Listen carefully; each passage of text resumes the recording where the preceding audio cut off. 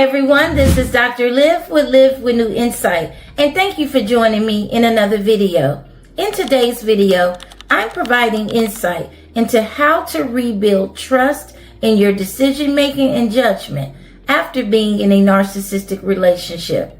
After psychological abuse, you may feel numb, disconnected from yourself, and unsure of what to do next. You may feel lost, confused, and guarded about almost everything around you. You become suspicious. You become hypervigilant. You question your instincts. And this can happen because betrayal trauma can shake your sense of safety and trust. You trusted someone you believed was genuine. You thought the relationship was real. You thought the future you were building was real. You believed the person you were getting to know was who they presented themselves to be. Then you discovered things that completely contradicted what you thought you knew. And now you're left wondering, how did I not see the red flags? Why did I ignore them? Why did I trust this person? Why didn't I see through the mask and the manipulation? And perhaps the biggest question of all, how will I know if I can trust my own judgment in the future? This can be especially difficult when you're someone who takes your time, thinks things through, and considers your decisions carefully. Some people have entered these relationships after spending time alone, healing, working on themselves, and eventually taking another chance on love. They thought they were making a healthy choice, only to discover they had entered a toxic relationship. And when this happens, you may begin to wonder, why did this happen to me? Do I attract narcissistic people? Is there something wrong with my own judgment? Can I trust myself to make better decisions next time? And this is where the mental maze begins. You may start blaming yourself for the mistreatment. You may replay every decision you made, searching for the moment when you should have known better. But here's something very important I want you to remember. Being deceived does not mean you're not an intelligent person. Trusting someone who presented themselves as trustworthy does not mean you deserved to be mistreated or that your decision making is ineffective. Trusting the wrong person is not a character flaw. The responsibility for lying and deceiving, manipulating, controlling, and intentionally harming someone belongs to the person who chose to engage in these behaviors. Their decision to exploit your trust does not become your fault simply because you trusted them.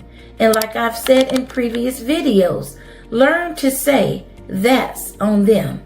At the same time, being honest and fair, and in the name of accountability, we must acknowledge that perhaps there were times when we exercised poor judgment.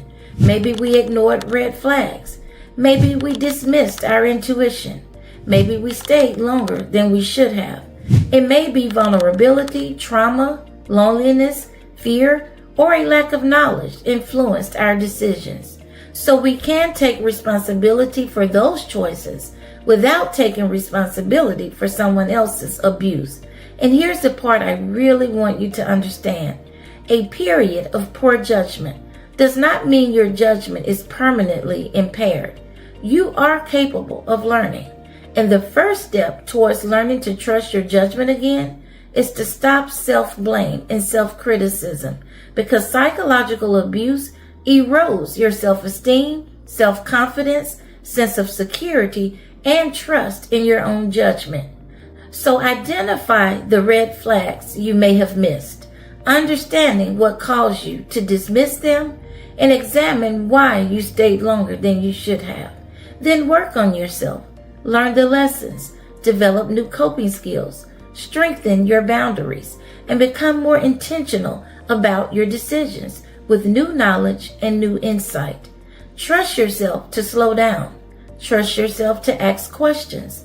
Trust yourself to maintain your boundaries, no matter how good something feels and no matter how fast someone else wants to move in the dating process or relationship.